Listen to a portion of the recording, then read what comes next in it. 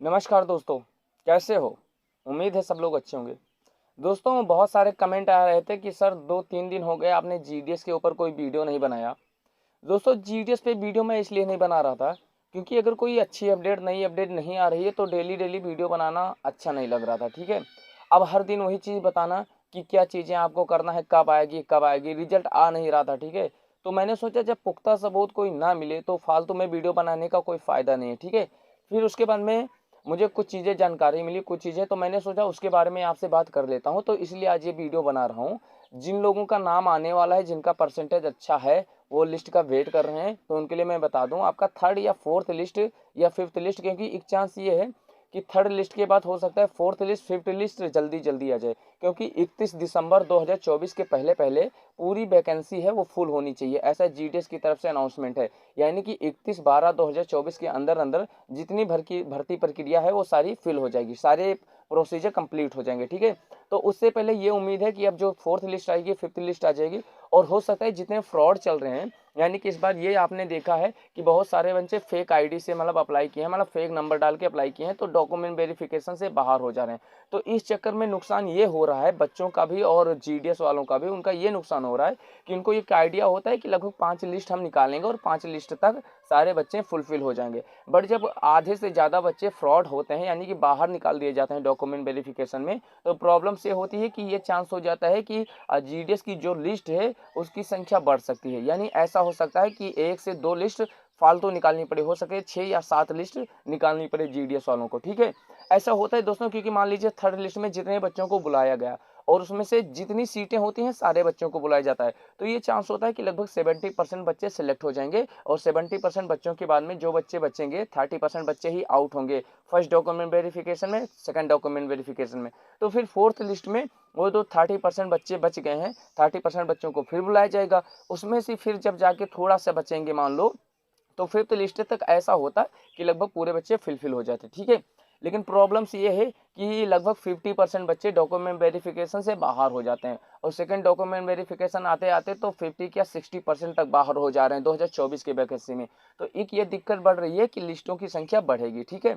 अच्छा, इस चीज को देखते लिए जीडीएस की तरफ से एक और वहां के महानिदेशक का एक स्टेटमेंट था कि क्या होता है कि जो फोर्थ लिस्ट आएगी, थर्ड लिस्ट के बाद फोर्थ लिस्ट आएगी, तो तैयारी पूरी है, ठीक है? कोई उनका तरीका होगा कि जिससे फ्रॉड वाले बच्चे तुरंत पहचान लिए जाएं, बाहर कर दिए जाएंगे, ठीक है? तो मैंने सोचा उससे पहले एक चीज आपको जाननी ये जरूरी है कि आपको क्या करना है कि आपका अगर third list, fourth list, fifth list में आने के चांस है, फिफ्थ फिर भी ये जान लो आप कि अगर मान लो आपका परसेंटेज 90 के आसपास है, तो थर्ड लिस्ट, फोर्थ लिस्ट में वेट आप कीजिएगा, ठीक है? 90 वाले जितने हैं, अब वो किसी भी कैटेगरी के हों, ठीक है? और फिफ्थ सिक्स लिस्ट तक ये मान लो आपका 85% वालों तक का सिलेक्शन होने का चांस है, ठीक है? तो उसके लिए क्या है कि आपके पास कुछ डॉक्यूमेंट होने जरूरी हैं, वो अगर आपके पास नहीं है तो आप उनको कंप्लीट करवा लीजिएगा। देखिए, आपकी जो मार्कशीट है, नोट कर लीजिएगा कि जो आपकी हाई स्कूल की मार्कशीट है वो ओरिजिनल आपके पास तो होनी चाहिए, ठीक है? जब वो आपके पास ओरिजिनल है तो उसमें क्या है, अगर आपने फ्रॉड किया है, यानी आपने फॉर्म अप्लाई करते वक्त गलत अंक डाले हैं, मार्कशीट में कुछ और है, तो आप डॉक्यूमेंट वेरिफिकेशन के लिए जाइएगा ही मत, ठीक है? क्योंकि ऐसा हो जाता है, हो सकता है अब जो उनके महानिदेशक का अनाउंसमेंट है, अगर ऐसी गलती पकड़ी जाती है तो बच्चों जो कैंडिडेट है उनके ऊपर केस भी हो सकता है। तो पहली बात, फ्रॉड अगर आपके पास होगा तो जाने, अगर आपके पास सारी चीजें आप जेन्युइन है, और मुझे भरोसा है कि जो लोग ये वीडियो देख रहे हैं वो जेन्युइन वाले होंगे, फ्रॉड वाले नहीं होंगे, तो आपके पास क्या चीजें होनी चाहिए, एक एक चीज ध्यान से देख लीजिए। आधार कार्ड एक आपका जो होगा, आधार कार्ड होना चाहिए, ठीक है? आधार कार्ड में बाद या पहचान पत्र आपका एक होना चाहिए। उसके बाद में क्या है कि हाई स्कूल की जो मार्कशीट है वो आपकी होनी चाहिए, ठीक है? उसके बाद में जाति प्रमाण पत्र होना चाहिए। अगर आप जैसे आप एससी से आते हो, एसटी से आते हो, और आपने वो लगाया होगा कि मैं एससी से आता हूँ, एसटी से आता हूँ या ओबीसी से आता हूँ, वो होना चाहिए। फिर आप ईडब्ल्यूएस से अगर फॉर्म अप्लाई किए हैं, इस ईडब्ल्यूएस कैटेगरी से, ठीक है? जो जनरल की कैटेगरी में आते हैं बस उनको कुछ उनको छूट दिया जाता है, ठीक है, 10% के आसपास। तो वो आपके पास ईडब्ल्यूएस की सर्टिफिकेट होनी चाहिए, ठीक है? अब जो ईडब्ल्यूएस से फॉर्म अप्लाई किए होंगे उनको पता होगा कि वो सर्टिफिकेट क्या होता है। अगर आपको किसी भी सर्टिफिकेट के बारे में नॉलेज नहीं है, उस वक्त आपने अप्लाई कर दिया था, तो आप कमेंट कीजिएगा, फिर मैं आपको बता दूंगा कि वो चीज़ें कैसी बनाई जाएंगी या कहाँ से बनवाई जाएंगी, ठीक है? उसके बाद में क्या है, आपके पास निवास प्रमाण पत्र तो आपके पास होना होना चाहिए। फिर क्या है, अगर आप जैसे बहुत सारे बच्चे क्या है कि वो विकलांग कोटा से डाले होंगे तो उनके पास में प्रमाण पत्र होना चाहिए कि वो विकलांग है। देखिए विकलांग कोटा का प्रमाण पत्र इसलिए मांगा जाता है कि विकलांग सिर्फ एक तरीके से नहीं माना जाता है, ठीक है, जो फिजिकल हैंडीकैप्ड हो, क्योंकि कोई पाँव से है चल नहीं पाता या हाथ में दिक्कत हो वो तो आप दिखा दो। बहुत लोग आई का लगवा लेते हैं, ठीक है, कि हमारी नज़र कमज़ोर है, बहुत कम देखता है, तो उसका भी लगता है। तो उसमें फिर एक परसेंटेज होता है कि कितने परसेंटेज आपको देखने में प्रॉब्लम है, तो उसकी सर्टिफिकेट बनती है। अगर आपको नहीं नॉलेज है तो आप कमेंट कीजिएगा, मैं आपको बता दूंगा, ठीक है। उसके बाद में एक चिकित्सा प्रमाण पत्र होना चाहिए। चिकित्सा प्रमाण पत्र ये होता है दोस्तों कि आप फाइनली आपको एक आपका स्वास्थ्य केंद्र जो है या किसी सरकारी अस्पताल से या फिर कोई जो रजिस्टर्ड हॉस्पिटल हो वहाँ से किसी डॉक्टर द्वारा ये प्रमाणित कर दिया जाए कि आप सामान्य रूप से फिट हैं, ठीक है, कोई प्रॉब्लम नहीं है आपके अंदर, बॉडी में आपका मस्तिष्क सही है, कोई दिक्कत नहीं है। तो एक चिकित्सा प्रमाण पत्र आप बनवा लीजिएगा, 500 रुपये लगेंगे लगभग। कहीं अगर आप प्राइवेट बनवाते हो तो सरकारी में तो ऐसे बन जाता है, ठीक है, 150 रुपये लग जाता है, कोई कोई ले लेता है। तो जो वहाँ होते हैं मतलब चपरासी उपरासी होते हैं ना, वो ले लेते हैं कभी कभी। तो एक वो बन लीजिए, ठीक है। और चयन संबंध मेरिट सूची की एक लिस्ट आप निकलवा लेना, मतलब जब आपका नाम जहाँ होगा तो एक लिस्ट वाले निकलवा लेना जिस लिस्ट में आपका नाम होगा, ठीक है।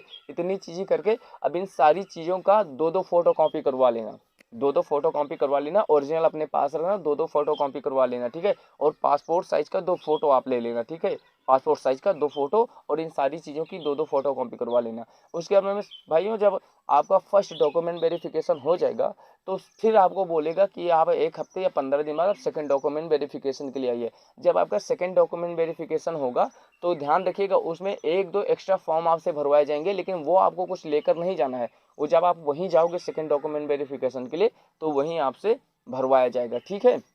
तो ये चीज़ें आपकी हो जाएंगी, वहाँ से आपका भर दिया जाएगा फॉर्म वहाँ से। और उसके बाद में क्या, सेकंड डॉक्यूमेंट वेरिफिकेशन में इन सारी चीज़ों की, जिन्हीं चीज़ों की आपने फोटो कॉपी लगवाई है उन सारी चीज़ों का ओरिजिनल डॉक्यूमेंट लगेगा। तो ओरिजिनल डॉक्यूमेंट आपके पास होना चाहिए।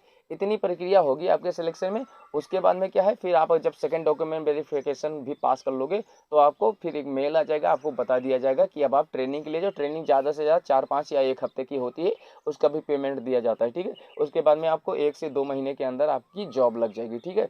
तो कहने का मतलब ये है दोस्तों कि जो लिस्ट आने में लेट है इसकी यही रीज़न है थोड़ा कि इसमें बहुत फ्रॉड हो रहा है। तो वहाँ के महानिदेशक का एक आदेश था कि थोड़ी हम लोग तैयारी कर रहे हैं कि अगली जो लिस्ट है, क्योंकि इनके पास टाइम बहुत कम बचा है, 31 दिसंबर के अंदर सारी भर्ती प्रक्रिया पूरी कर लेनी है। और क्या है कि बहुत फ्रॉड हो रहा है, तो जब बहुत सारे बच्चे आउट हो जा रहे हैं तो दिक्कत हो जा रही है, ठीक है। सारे बच्चे डॉक्यूमेंट वेरिफिकेशन से बहुत बाहर हो रहे हैं। तो अगर अब आपका कोई सवाल है, कुछ आपको नहीं पता है कि कौन सा सर्टिफिकेट कहाँ से बनेगा, ठीक है, कोई भी सवाल है आपके मन में तो आप कमेंट कीजिएगा, ठीक है। और उम्मीद है हमें कि बाकी आप लोग अच्छे होंगे। और जिन लोगों ने और सारे फॉर्म डाले हैं, जिन्होंने रेलवे का डाला है, रेलवे 10+2 का या ग्रेजुएशन लेवल का, उसके बाद में जिन्होंने एसएससी जीडी डाला है तो उसकी अब क्लास स्टार्ट होने वाली है, ठीक है। अगर उससे रिलेटेड आपको कुछ पूछना है, कुछ सवाल है, मैंने कहा था कि आप फॉर्म अप्लाई करोगे, कोई भी समस्या होगी, कोई भी प्रॉब्लम होगी तो हम लोग आपकी हेल्प करेंगे। तो आप क्वेश्चन कीजिएगा, पूछिएगा क्या दिक्कत है आपको, ठीक है, हम आपको बताएंगे, ज़रूर आपकी हेल्प करेंगे, ठीक है। तो अपना ख्याल रखो, फिर मिलते हैं अगली अपडेट के साथ किसी नई वीडियो में। नमस्कार, जय हिंद।